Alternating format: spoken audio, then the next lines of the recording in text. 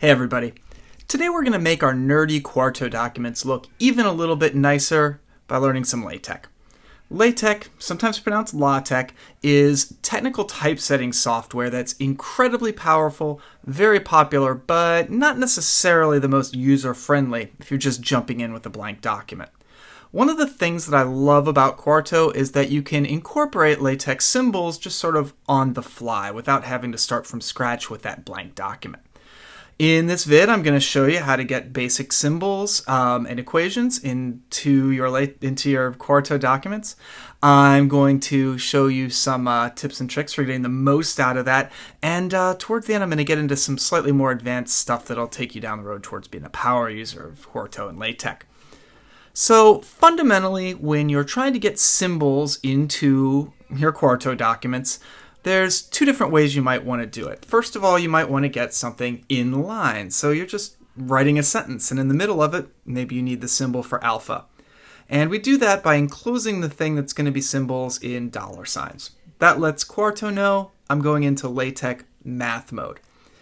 And then to get a symbol or other mathematical or scientific notation, you use this slash, and that lets LaTeX know the next thing coming is basically a command.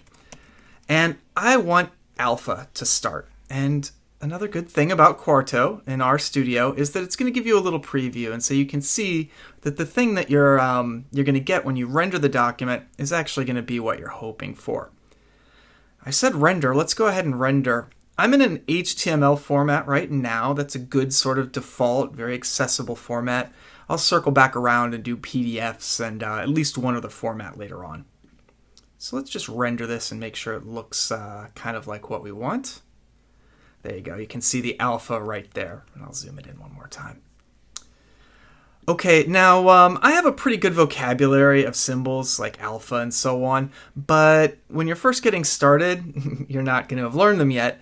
You're going to end up Googling some stuff. I recommend actually getting a reference sheet. So I just Googled LaTeX symbols, and I'm going to go ahead and click on this rice link. And there's a nice little PDF here. I'll zoom in on that a little bit. So, you've got lots of binary operations. You've got arrows. You've got all sorts of fun things. You can even put cards notation in there. Hearts, diamonds, spades, clubs, for instance. So you'll find that a lot of these are intuitive, but not all of them. The other way that you might want to put in math symbols is indented code, what we call display mode. And to get into display mode, you use, well, $2 signs before and after. So let's put in something a little bit more complicated this time. Let's do some multiple regression. So I want y sub I, so y underscore I. That lets LaTeX know we're going to do a subscript.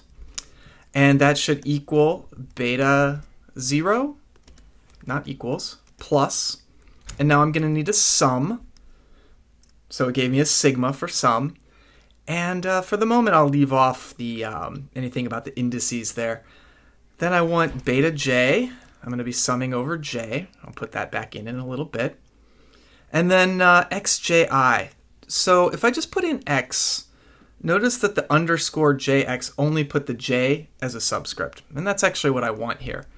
But now for the subscript of the x, I want ji. I want ji. And so I'm not going to want the I to be at the regular level with the beta and the x. I want that as a subscript as well.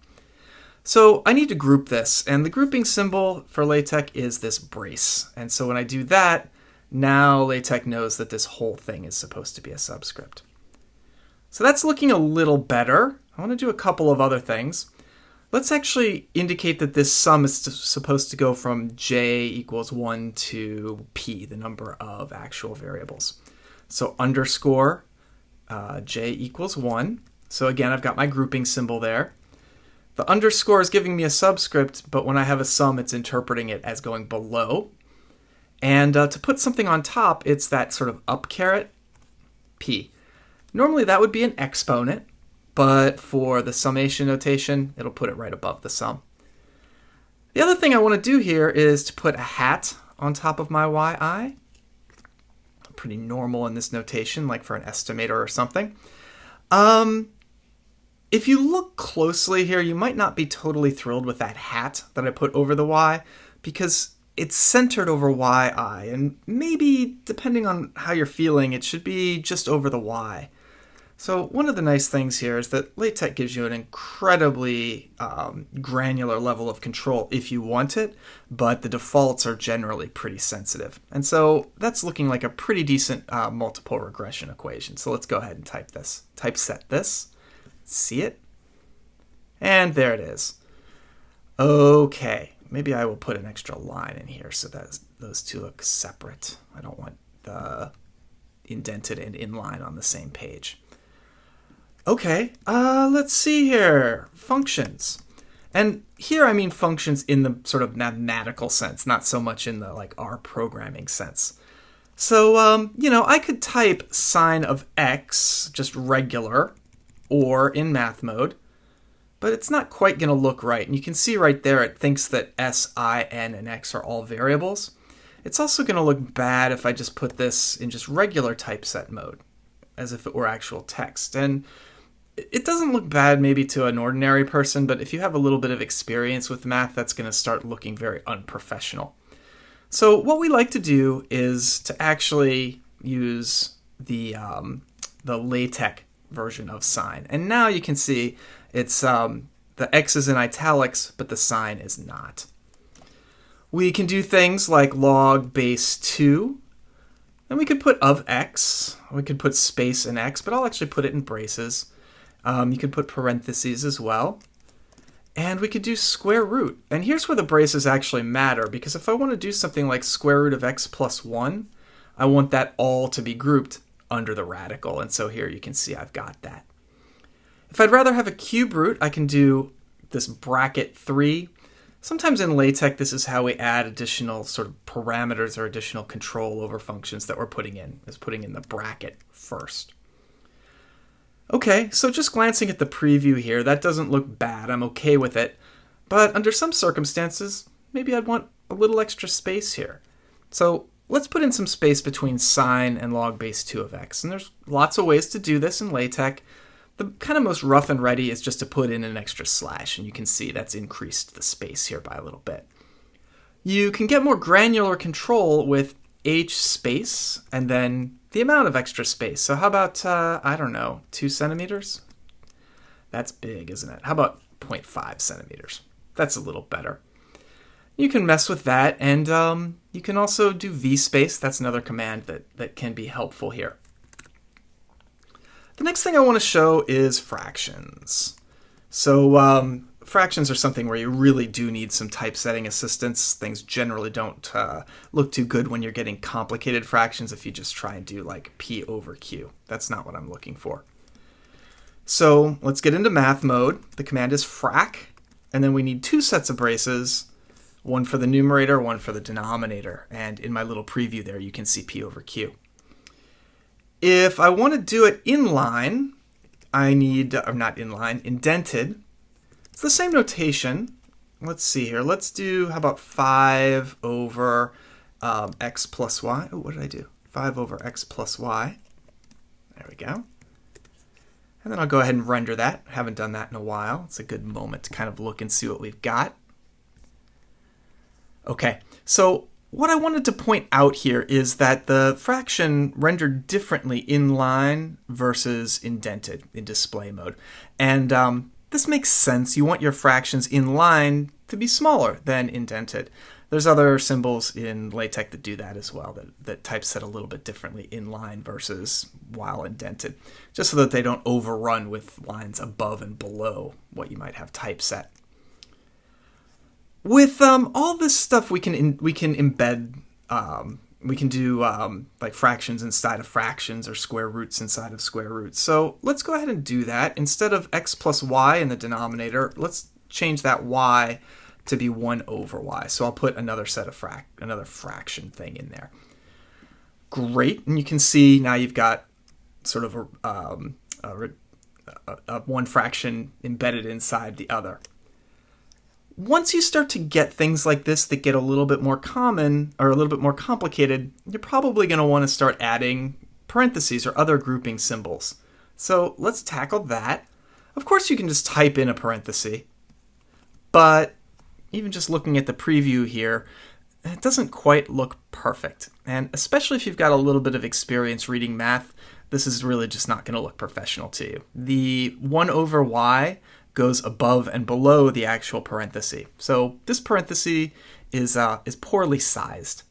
Now, there are ways that you can manually control the size of the parentheses and other things, but in this case I'll recommend against that. The better thing to do is to indicate that you have a left and a right delimiter, and it's slash left on the left parenthesis and slash right on the right one. And that'll size things appropriately for what's between the slash left and the slash right.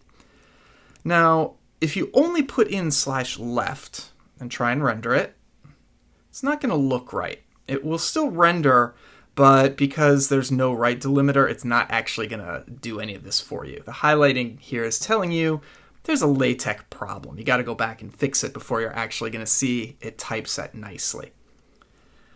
Well, what if I only want one of the parentheses? Well, you can then replace the parenthesis with a dot, and so you can just get one side of something there.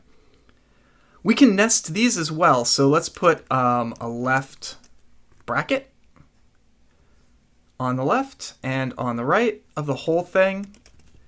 I could put a bracket, and that looks pretty good, but I think what I want is actually a brace on the right. And if I just type in brace, it's not gonna do it. And the reason is because for LaTeX, the brace is a grouping symbol. And so right now, Quarto and LaTeX don't know that I want a literal brace.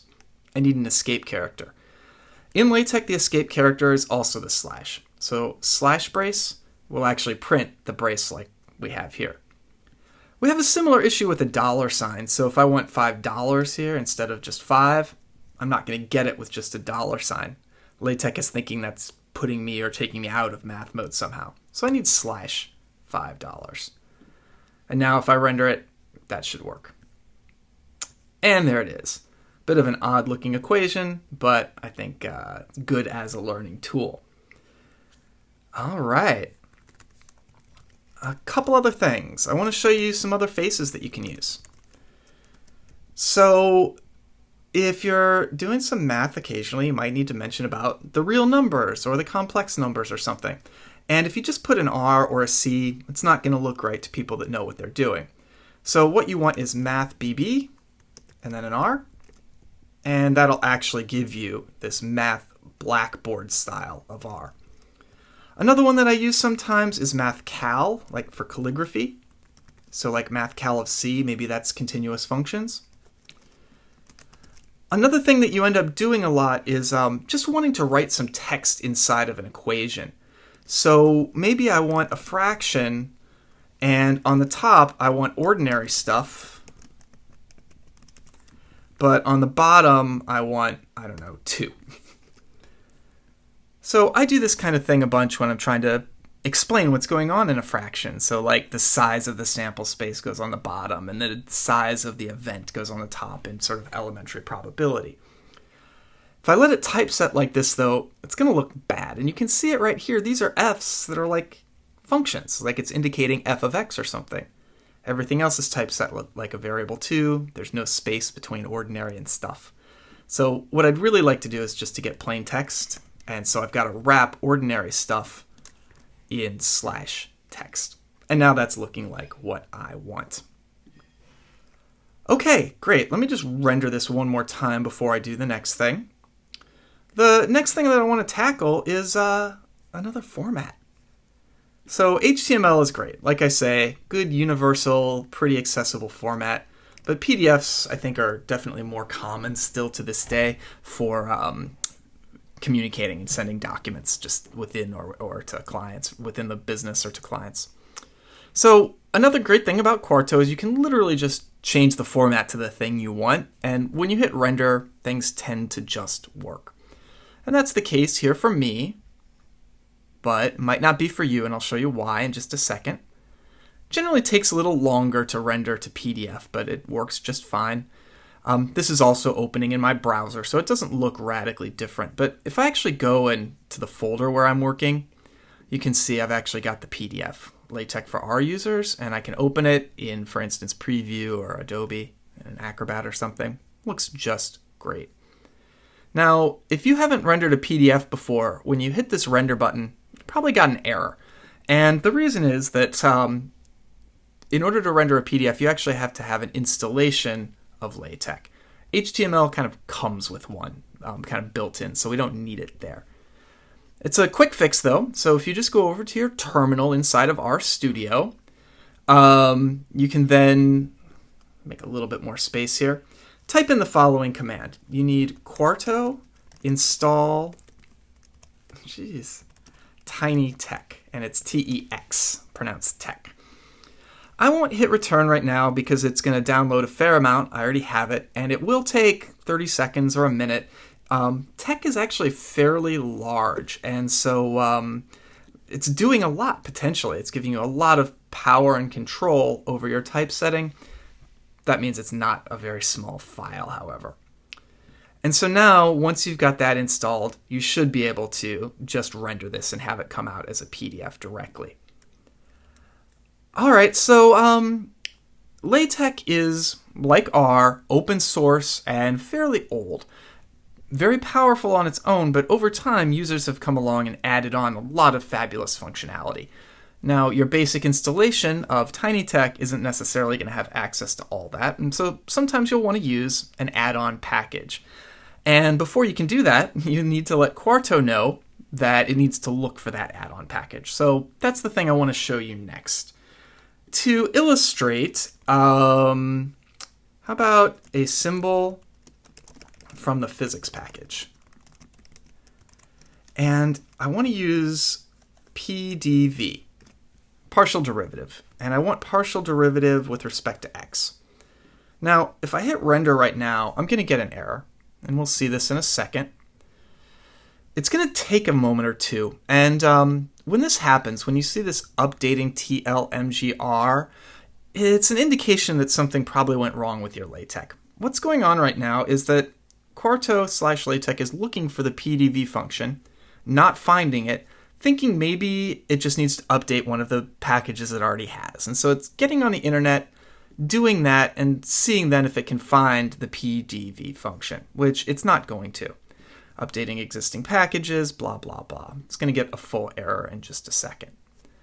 So I need to go up to my YAML header here and actually insert another line of code, and there's my error. Another line of code letting Quarto know that before it runs any LaTeX, it needs to insert another command to load up the package. So after PDF, I'm going to put in another option, and the option I want is include in header.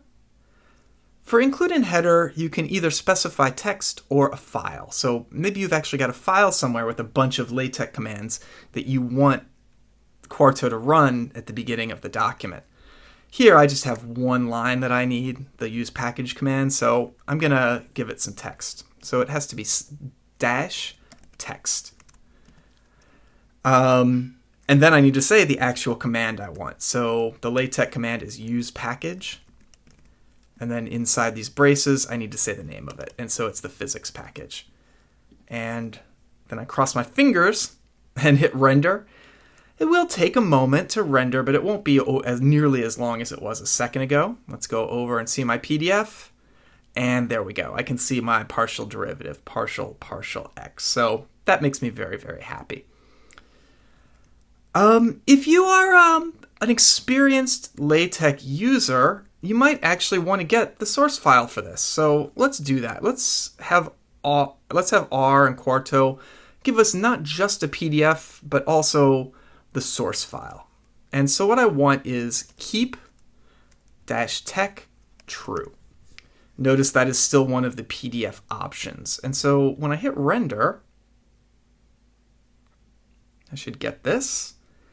So you can see the PDF still came out just like it did before. That looks exactly the same. The difference is I'm now having a side effect, and if I go and look in that folder where my document is, where my project is, I actually now have this source file, and there it is. Now for me, this is a little bit of a miracle, because of course, I'm not just trying to do LaTeX, I'm using Quarto, and the point of Quarto is to include both text and code. like R code or Python code. So I can do things in my Quarto document like library tidyverse, T-I-D-Y-V-E-R-S-E, and let's go ahead and get a quick ggplot like mtcars, and we'll just do a histogram of the mpg variable, super rough and ready plot, geom histogram. And render this. I've still got my keep tech true. And it'll give me the PDF out, of course, like it did a moment ago. And you can see the ggplot there, and you can see the library tidyverse. But now my LaTeX document that I just made right here is going to include it as well. And so I've actually got the LaTeX code that gets all that stuff in. And so if you are needing to get a LaTeX document with a nice plot, for instance, this might be a good way forward for you. All right, so sometimes you actually don't want the PDF output as well as the LaTeX. You just want the LaTeX. And I'm going to do that. I'm going to change the PDF output to LaTeX. And I'm also deleting the keep tech true because, well, I'm already getting the LaTeX output. And now when I hit render, I'm not actually going to get the PDF. I'm just going to get that source file. It's plain text. Now, it opened in my browser. That's where everything opens for me coming out of Quarto when it's produced by Quarto. But fundamentally, it's just this plain text file. And if I go over here and look in my folder again, there we go. I've got the text file, the tech file, and I can just open it and typeset it directly. For me, this is incredibly useful because, well, LaTeX, most things work with LaTeX in Quarto, but every now and again something won't. Things are still a little wonky. There's certain things that don't always play well together. The thing about formatting when you use format LaTeX is that because it's just giving you a text file, it's not Quarto's not judging whether the LaTeX is actually going to work or not. So this is always going to compile even if the LaTeX isn't bad. So if I've got an error that I'm having trouble tracking down, format LaTeX lets me know, is it a Quarto error or is it a LaTeX error? And if it's a LaTeX error, I can then go and see where it is. And if it's a Quarto, and if things compile just directly here, for instance, using TextShop, which I'm using, then I need to go back and figure out what's actually going on with Quarto. So, the last thing I want to show you in this vid is some aligned equations. Let me just type that out. As usual, I'll put my code up on my GitHub, and I'll make sure you've got a link to that down below. So that's why I'm putting in some more of these comments. There are lots of different ways to do aligned equations in LaTeX and in Quarto, of course. In LaTeX, the sort of best practice is to use the align environment. And so I'm going to get into that environment with /begin align star, and then I'm going to end up doing some stuff, and then I'll do end align star. Okay, and then I'm going to put some aligned equations in here. Now, I did not put dollar signs because the begin align and end align put me into math mode automatically. You can kind of think of it like they incorporate the dollar signs themselves. So if you put dollar signs in here, you'll actually get an error. So we got to leave them out. By the way, Quarto, when this renders, will automatically see that we've got a LaTeX environment and render it appropriately. So let's get some aligned equations. Let's do x plus y squared. And I'm going to want to just FOIL this out, but I'm going to want to have more than one line. So my equal sign is going to have to get aligned with the equal sign on my next line down. The way I get LaTeX to do that is with this ampersand. So the ampersand equal is going to line up with what I have on the next line. So let's finish this equation. It's x squared plus 2xy plus y squared. I want a new line. In LaTeX, the way I get a new line is with 2 slashes. So that's always the character or the code for the new line in LaTeX. I'm going to put in a tab here for my own sanity just to make it read a little bit nicer. If I were really being fastidious, I would probably line up my my ampersands in my code source document as well as in the document that's going to render in a little bit. And on second thought, instead of and, I want to do not equal. This gives me the chance to use the /ne for not equal.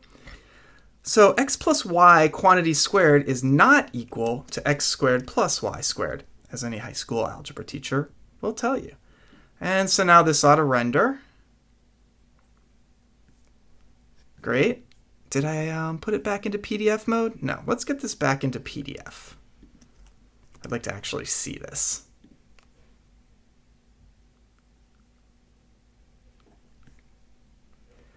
And is it still rendering? Yeah.